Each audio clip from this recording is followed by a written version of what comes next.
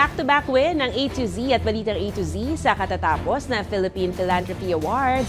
Ang detalye sa Balitang A to Z ni Rod Garabon. Good news! Itinanghal na Outstanding Brand of the Year ang A2C Channel 11 sa katatapos na Philippine Philanthropy Awards 2025 na ginanap sa Music Museum sa San Juan City. Samantala, kinilala rin ang Balitang A2C News Head at anchor na si Barbie Mulak bilang isa sa Outstanding Woman of the Philippines.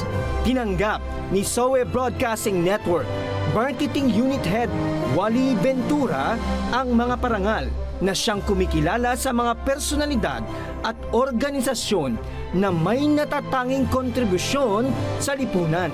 Ilan pa sa binigyan ng parangal ay ang broadcaster na si Kaka Mark Logan at actress-politician na si Aiko Melendez.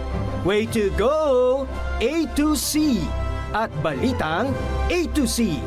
Para sa Balitang A2C, Rod Garabon. Ang aming pong pasasalamat sa inyong pagkilalang ito.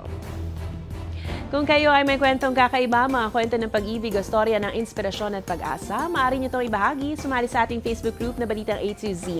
Panoorin ang replay ng ating programa at sundan ang ating social media pages, hanapin ng Balitang A to Z. Ang ating pabaong quote of the night ngayong Webes ay mula sa Indian lawyer at writer na si Mahatma Gandhi.